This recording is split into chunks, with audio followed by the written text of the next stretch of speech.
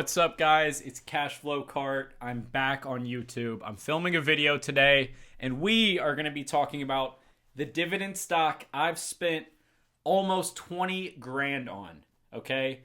This is the stock I've only bought for the past, 2 to 3 months, and I've been building this position for roughly 3 years now. I'm fired up about this one. I think it's coming to a bottom, and I'm going to continue adding to this position even though it's my number one. Guys, that stock is Pfizer. Right now, I own 759 shares of this one. It's trading at a market price of $25 and change. That puts my market value on it at $19,088.85. Guys, this one generates me $1,305.48. Now, a quick word of caution for you guys at home when you're building your own dividend growth portfolio. It's easy to get caught up in, your diversification in terms of market value. Make sure you're also paying attention to your diversification in terms of income. Okay, so while this one makes up, roughly what's 20,000 out of...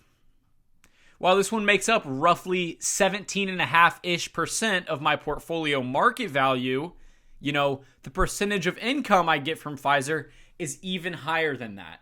So, I'm not saying that's a red flag for me, but I'm saying just to keep an eye on your concentration risk on the market value side as well as the income side. That was a quick side note. There are a few main things I want to talk about on Pfizer, a few points I want to make when investing in pharmaceuticals, and then we'll move on to the portfolio overview because I know it's been a minute. One of the number one things I look for when investing in a stock, as you guys probably know, is if that company has a wide moat. Okay? There's different reasons companies can have wide moats, and Pfizer definitely has one. So where does Pfizer get this wide moat rating? We're going to talk about it. Number one, the capital intensiveness required for a competitor, to take on Pfizer, to compete in that space. It's a very capital intensive game. What does that mean? It means it's expensive. Okay. The research and development expense that goes into bringing a drug to market for months, even years, before any type of return can be seen, it's a very large number, okay? So number one, Pfizer has a wide moat because of the capital intensity of this sector. Number two, FDA regulations. As you guys know, every year the FDA is stricter and stricter and takes more and more time to allow drugs to come to market, okay? There's more lawsuits, there's more risk. That is a risk of investing in these guys, but it also makes competition very, very difficult. Third, facilities and materials already in place. So while Pfizer already has many successful drugs on the market, it makes it that much easier for them to bring on a new drug, to have more drugs in what's called their pipeline, okay? And last, but certainly not least, I would say the most important aspect about Pfizer's wide moat is the 20-year patents, okay, that drugs can have before generic competition, okay? So when Pfizer brings a drug to market, I don't know if I can... So let's say Zyrtec, that was a really lame example. Zyrtec comes to market, you can't have generic Zyrtec for 20 years, okay? So Pfizer or any pharmaceutical company essentially has a 20-year-long monopoly on a drug when it gets approved by the FDA. So that's number one, okay? Pfizer's wide moat rating. Number two we're going to talk about is that the valuation of Pfizer is in bargain basement territory, okay? Again, it's hard for me to justify using some metrics with Pfizer because we have that strict sell-off after COVID, as you guys can see here illustrated on this weekly chart. But what I'm going to reference is dividend yield theory. Okay? We're going to use dividend yield theory to prove that the valuation of Pfizer is in what I would call, and what I've seen other YouTubers call, bargain basement territory. I said other YouTubers, but I'm not going to gatekeep. I'll say my favorite dividend growth investor on YouTube, not that I really watch many of these guys on YouTube, but when I first got into this game, his account's called PPC Ian. Little side note, you guys should check him out. I agree with him on a lot of stuff, and I have a little different opinions on a lot of stuff, but he's much later stage in life. That's a big tangent. He said bargain basement territory in his videos, and I just referenced that. Okay, so shout out. Dividend yield theory is a valuation method that suggests for stable blue chip dividend stocks, the dividend yield tends to revert to its historical average. Okay, guys, for the historical average, me personally as an investor, I like to use a 5-year range. Okay, the reason why I use that 5-year range is because typically when I'm looking to buy a high quality company, if it's the best opportunity it's had in 5 years, well, that might be the best opportunity on the stock that we ever see again. Okay, if you use kind of a 10, 20-year range, things can get tricky. Okay, because you might be waiting for a certain valuation on Microsoft that's just not coming back, or the longer out range you go, you're gonna end up sitting on your hands a lot. I like that 5-year range because I can sleep well at night knowing, hey, this is the best opportunity in 5 years on Pfizer. I'm buying it. So what is that 5-year dividend yield on Pfizer? Guys, the 5-year average is 4.86%. The current dividend yield on Pfizer on a forward... Actually, no, hang on. The 5-year average on Pfizer on a forward basis is 4.92%. The current dividend yield on Pfizer on a forward basis is 6.81%. The difference to that 5-year average, this is honestly one of the great things I love about Seeking Alpha. Even though I don't even have the paid version, I love that it gives this percent difference to 5-year average. And what I say there, I'm getting 38.24% more bang for my buck when I buy Pfizer right now. Okay, so we've had that sell-off. We've had a lot of crazy stuff. And I'm not trying to cherry pick valuation metrics, but I think this is a great video to talk about dividend yield theory. And dividend yield theory clearly states that Pfizer here is in bargain basement territory. I had to bring my dog in. She was scratching at the door. If you guys have been on the channel for a while, this is Mia. Say hi, Mimi. I think Mia has been absent from videos for quite some time. She usually just chews on her bone, but sometimes she gets mad and wants to come in the office. So we'll see how long she lasts in this video. Okay, number 3. The number 3 point I want to make on Pfizer, and this one isn't specific to Pfizer. This is more of a cautionary tale for all dividend investors. And I think this mistake has led Pfizer to this bargain basement territory. So what I'm going to say here is the hardest part of pharmaceutical investing. Guys, we're going to speak at kind of a high level. The hardest part of pharmaceutical investing, it's avoiding the urge from becoming a speculative investor. And what I mean by that is I'm a dividend growth investor. Okay, that puts me in the category, the genre I get. My subgenre is dividend growth investing. That puts me in the genre of value investing. Okay? So as a value investor, you need down? As a value investor, I don't want to start speculative investing. That's how I lose a lot of money. That's how I break my rules. And essentially, that's how I chase my tail in a circle when I'm trying to jump from these different genres or styles of investing. So here, let me explain this using a pretty famous historical example.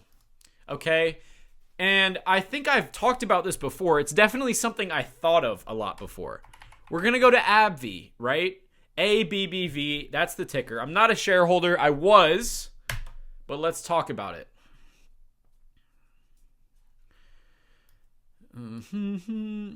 Back here,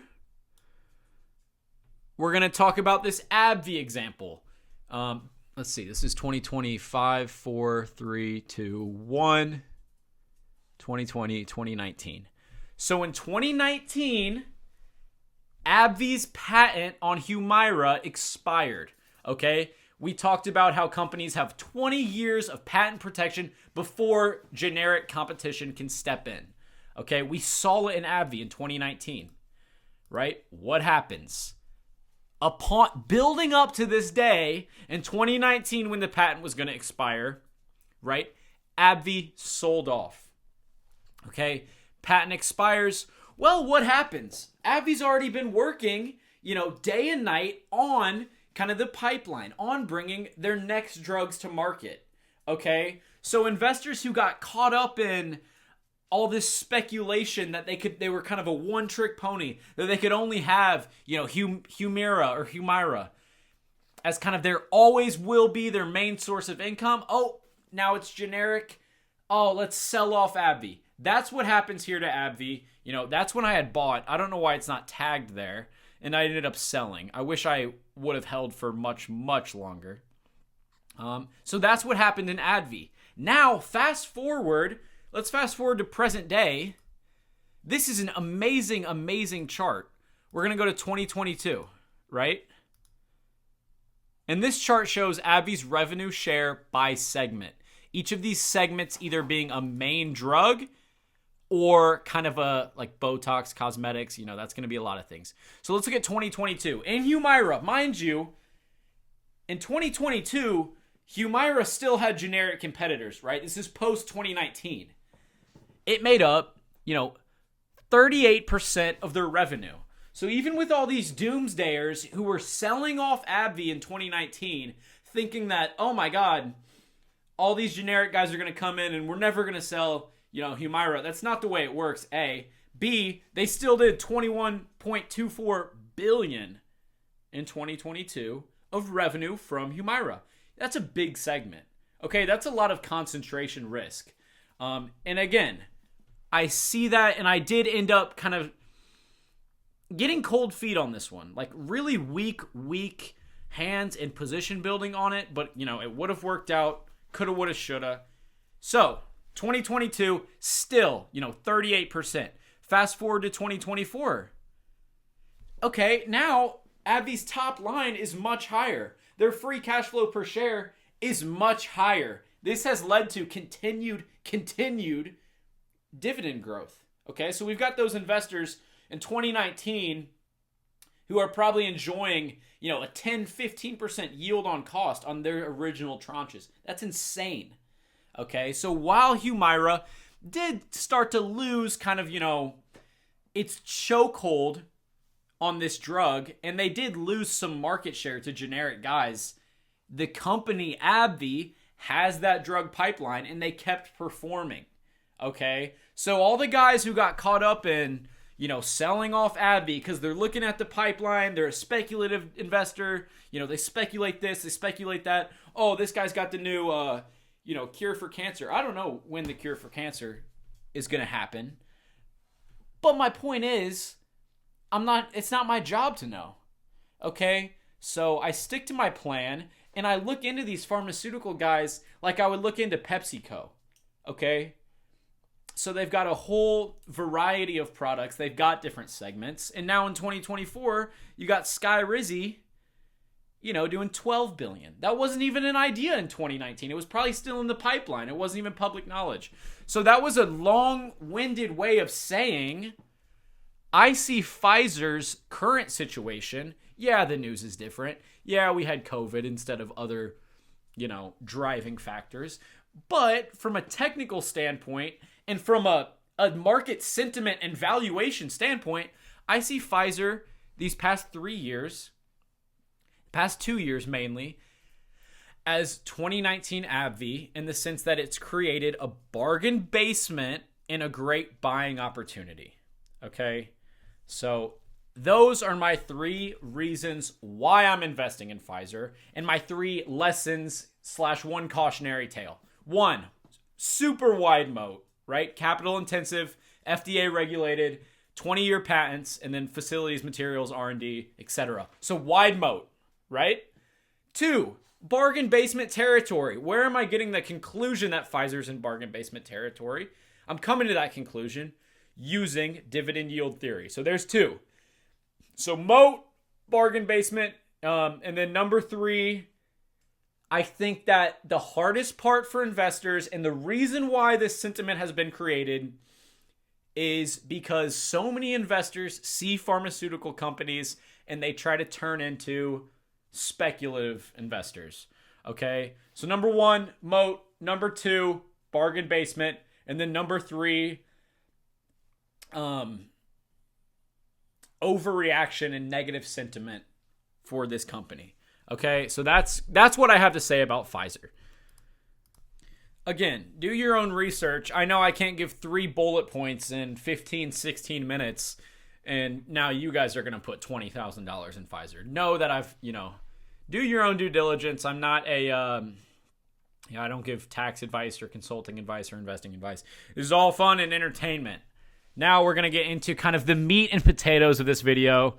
I know you guys are so excited to see cash flow carts, road to 100K, dividend growth portfolio update. Guys, here we are right now.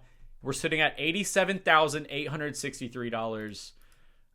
That is an all-time high. I woke up to that yesterday. I was excited. I know that this is a vanity metric.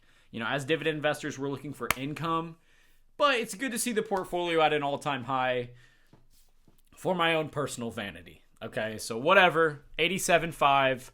I want to get to 100K. I wanted to in 2025. Definitely, obviously, without a doubt, going to get there in 2026. Unless, stuff hits the fan. Investment income. Okay, guys, this portfolio generates me in the next 12 months. It'll be $4,286.34. Breaks down to $357.20 monthly. And I set little goals. I'm like, I really want to get to 500 monthly, and I want to get to 1,000 monthly. Yes, I do. But lately, it's really just been staying the course. I'm busy. I have a full-time career. I love to go to the gym. I'm a pretty busy guy. So I stay the course on my investing strategies, and I've kind of transcended, the early stages of dividend growth investing when you're like, oh man, this is never going to work. Well, now I'm doing, over $4,000 a year. I know I can scale this up to real money, grown man money is what I would like to say. But let's look at what we got here. We already did the breakdown on Pfizer, and I don't want to yap about it anymore. So I'm at 19K on it. It pays me $13.05. Next up, we got Altria. I have 250 shares. I'm not going to be buying this one for a while. Just broke that 60 mark. My market value on it's $15,000, and it pays me just over 1,000 and change. So here we are. Altria has been one I was really patient on, and you guys can sit here and you can watch me talk about the length it's taken me to build my Pfizer position. Well, there's going to be more upside and there's going to be more reward. And I've seen that on Altria. I'm in it at 44. I've realized, I've unrealized gains of roughly 4,000. But I'm not looking to add to this one unless it kind of comes back down towards that 45, essentially towards my cost basis, where I see kind of this long-term 10-year support line. That would be the only way I would add to it. I don't see that happening. But it might, and if it does, we'll revisit it, and I'll talk about it again on the channel. I love having Altria at my 2. The reason why I love it at my 2 so much is I'd say it's probably the most, what's it called? Recession. Total brain fart. YouTuber talking about stocks doesn't know the word recession. Holy cow. The most recession resistant or recession proof stock on the market. Okay, we're not going to go into a whole big song and dance about sin stocks and what they can do for your diversification, but we will say the common trope, when the going gets tough, the tough get going. Okay, guys, if we're in a recession, you don't stop buying cigarettes. If you're addicted to cigarettes, okay, quitting nicotine's hard. Take it from me. I'm nicotine free, by the way, which I'm really proud to say that, but I'm also proud to be a shareholder. So let's move on. Hershey, I am not chocolate free. 75 shares of Hershey. That market value is at $14,647, and it pays me $411. I've been picking up a few here and there, but again, as you guys know, I just yapped about Pfizer for 15 minutes. So that's where I've seen the best bang for my buck. I guess I picked up 3 shares at the latter half of last year. I'm looking for it to continue consolidating, I guess. If it gets down, if it dips again below 150, that's when I'd be like, okay, I need to move a lot of money from, savings, my debit card, whatever. I need more shares of this today. But until then, maybe I'll nibble away more in 2026. Okay? But again, Pfizer's on my front burner. I would like to take this one to 100 shares, but it's a slow burn. Pays me $411. Next up, Pepsi. I really love this one too, guys. Because again, having such a wide variety of products and consumer staples, food, it's really, in my opinion, really recession resistant as well. Okay? If a recession hits, people are not buying, they're not buying AirPods, but they're buying a bag of chips, right? They're buying soda. Okay, again, these are also addictive things, but people need to eat, right? And, again, the only way this one would be affected if stuff hit the fan so bad that people started living off the land.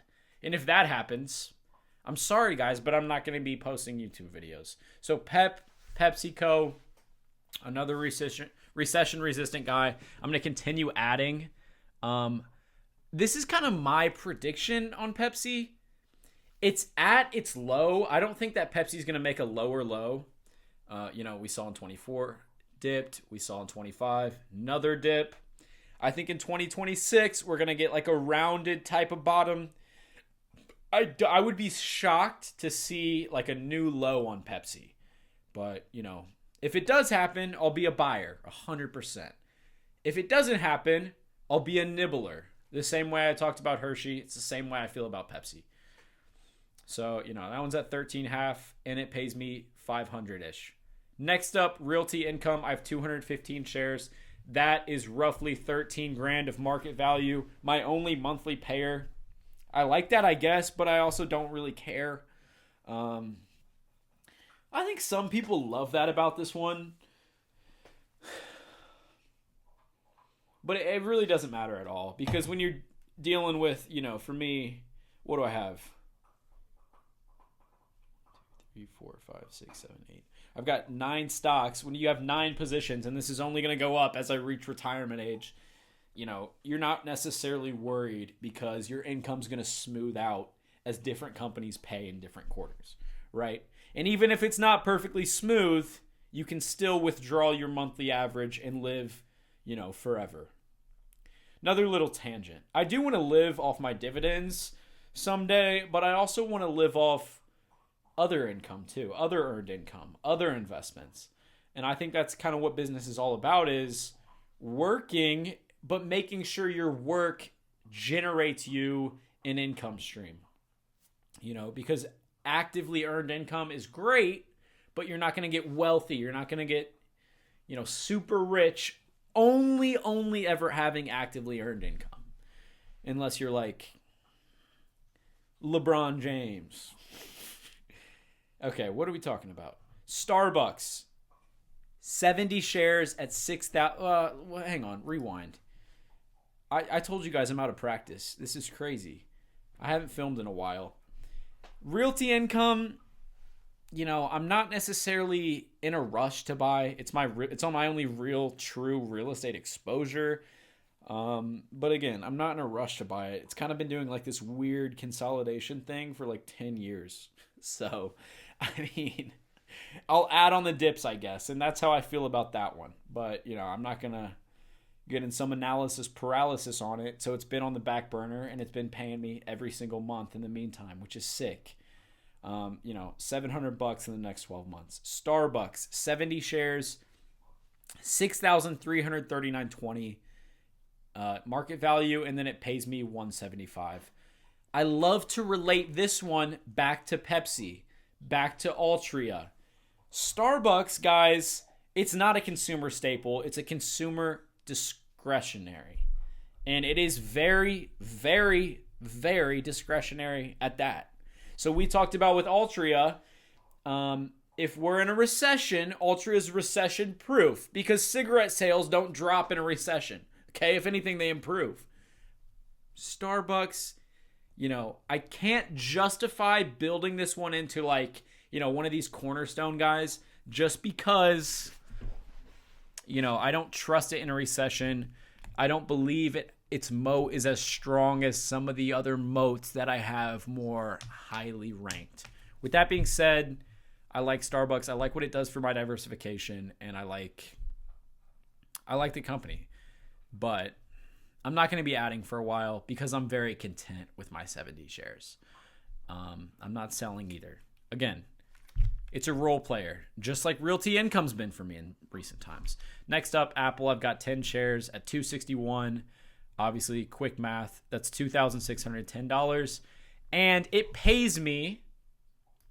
I don't know why it keeps unsharing my screen. I really hope that's not an issue when I look back at this video, but I'm trying to just blast through this. And if there's some editing mistakes or something, whatever, I just got to get back in front of that camera, get in my bag. So, it pays me $10 a year, which is nothing. So, Apple, if you've been with me, you guys know that I've been trimming this one a lot. Okay, I've been trimming it as it's continued to make, higher and higher highs. I took off 5 shares. My best exit, I took off 5 at 278. Now it's at 261. I took off 10 at 272. I took off 5 at 239. So in the in the end of 2024 and the beginning of 2025, Apple was at a peak here. I trimmed it. It pulled back. I wasn't ready to add because I didn't see that as a real pullback. Okay, it's not. I still think Apple and Microsoft and those guys are all due for, kind of a real correction. Another story for another time. But in the latter half of 2025, I saw Apple, make another peak, and I trimmed accordingly. All right, I took off 20 shares for probably an average sell price of probably 265, 262-ish.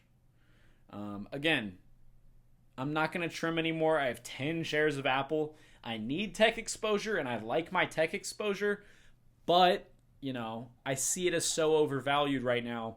It's been hard for me to justify adding or justify even leaving so much of my portfolio and so much of my net worth in Apple and Microsoft. Okay, trims needed to happen. That's good. Made a lot of money on it. Let's see what it does to the tax bill.